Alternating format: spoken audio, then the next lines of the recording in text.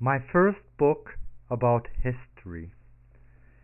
The town of Politics had a big party to celebrate their 6,000th birthday. They all remembered and talked about their past. The town itself was an orphan, as it didn't know its parents. Each family was very proud of their ancestors and the heritage their ancestors left them behind. So one by one they paid honor to them. Some deserved the honor, but many fought too much with each other and caused too great hardships to everyone to be honored. The church family claimed to know how town of Politics was born. They claimed that it was a creation of a non-physical God who wanted to be physical. According to the churches, God gave nature to man so that man could tame it, study it, learn from it, and emulate it.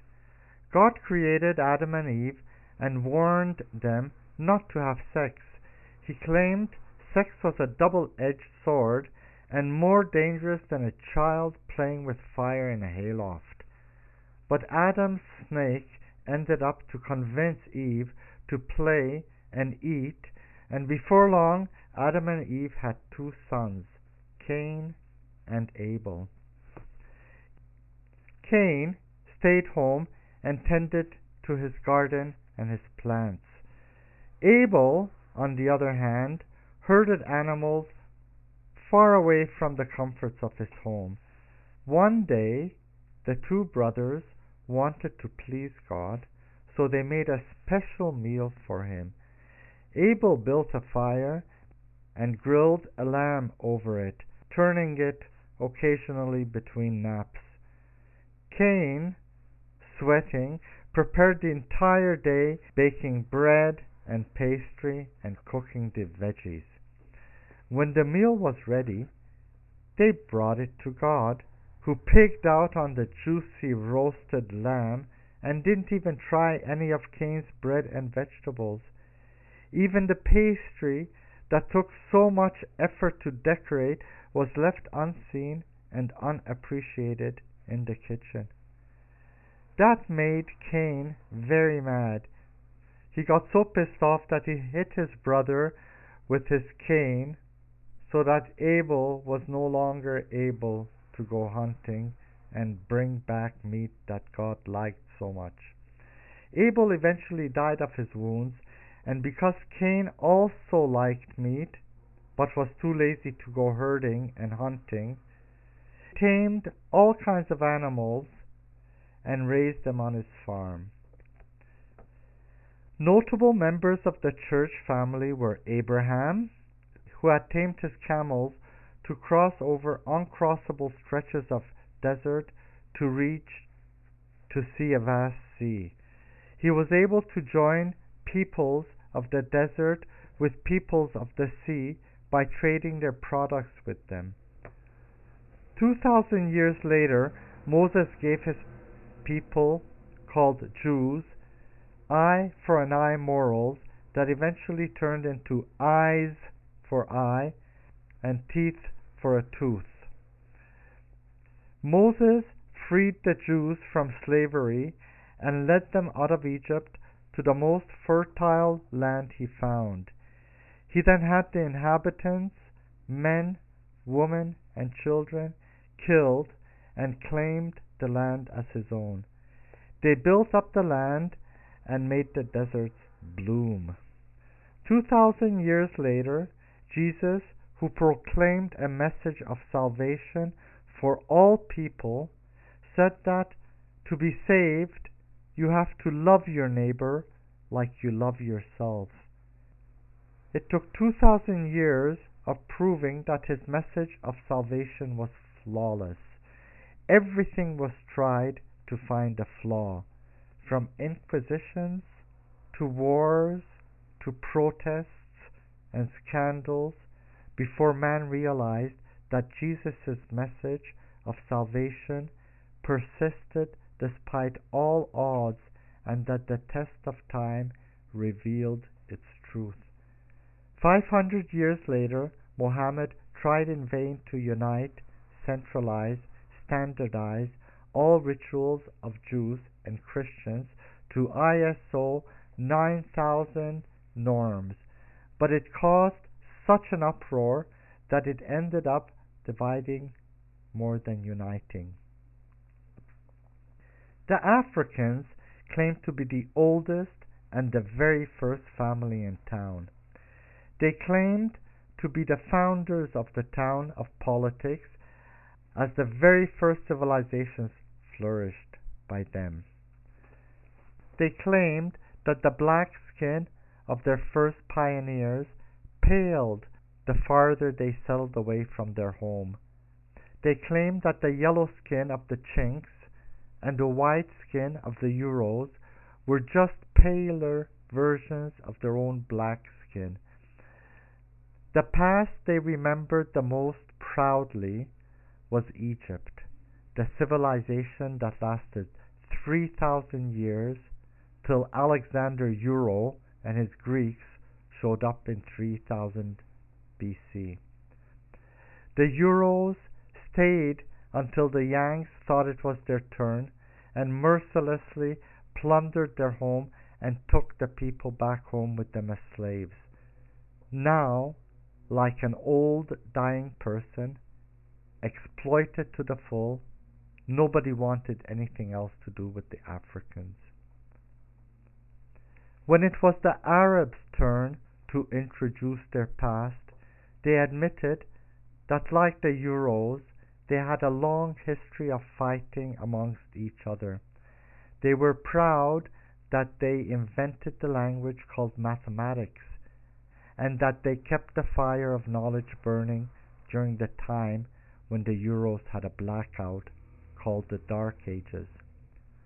They have been colonized and exploited by the Yanks the past 500 years. They are more proud of their present being the oil dealers for the Yanks, who are heavily addicted to oil. When it was the Euros' turn to introduce their past, they admitted that, like the Arabs, they had a long history of fighting amongst each other. They served as the stepping stone for the Yanks. They were proud to have served as the stepping stones for the Yanks. They were proud that they discovered technology and discovered the art of colonization and exploitation. The first step to colonization was 2,500 years ago by Euro Alexander Greek, when he visited Egypt and Africa and also dropped by the Arabs, ending up colonizing and exploiting both families. 1,000 years later, the Euros were colonized themselves by the Chinks when Attila and Genghis Khan rode in and took over like outlaw cowboys. 500 years later, Euro-Roman had a turn, and every 500 years they took turns. Euro-Brit and then Euro-French.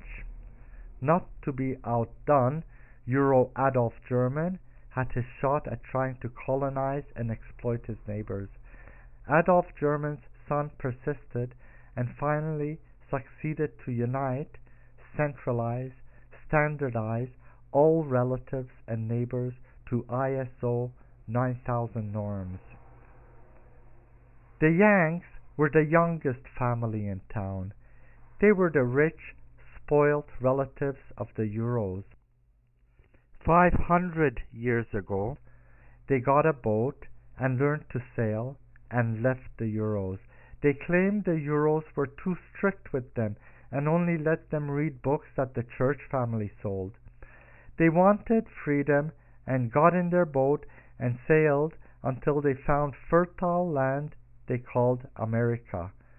They killed the inhabitants, men, women, and children, and claimed the land as their own. They built up the land and made the deserts bloom. They are now, at present, addicted to toys and to oil, but they feel lucky because the Chinks are their toy dealers and the Arabs their oil dealers. They have a long time relationship with the Chinks and the Arabs. They colonized and exploited them the past 500 years. The Chinks were a very old family. Their claim to fame was the 9,000-kilometer long wall that they built 2,500 years ago around their house. The wall kept everyone out for 2,000 years until 500 years ago when the Euros and the Yanks got them hooked on opium and the Chinks opened their doors. A Chink called Mao threw everyone out for a while, made a bunch of toys, and got the Yanks hooked on them. Miss Helvetia, Swiss, was the Swiss family's pretty face. She lived high up in the Alps, just like Heidi, right where the houses of Rome, Paris, and that German met. Miss Helvetia had her discreet private hotel resort spa that offered make love, not war holidays that were very popular. Because the Swiss didn't fight, they had time to develop innovative technology that survived the test of time. One is the cowbell that without any batteries can signal at the speed of sound exactly how far up the valley your cows have wandered up. They also invented the Alp horn that let the men signal their girlfriends, battery-free, in the dark, at the speed of sound to come on up. As an extra feature, the invention also served as a location beacon. The Swiss ingenuity did not end there. They developed a type of music where everybody could sing along even without having any musical talent. Everyone participated in the spirit of direct democracy, which the Swiss also developed. How they yodeled baffled most people. Some speculated that the Swiss squeezed their balls to make the yells called yodels, but no one had the guts to try it. So it remains a mystery. The Swiss are very secretive, or discreet as they prefer to be known. They are very predictable and are always on time, thanks in great part to their development of accurate timepieces called watches. Their claim to fame is not, as many believe, chocolate or cheese, nor is it their army knife that allows you to put all the tools you ever need in your pocket. No, it's their money called the Swiss franc with Miss Helvetia's pretty face that everyone wanted so much.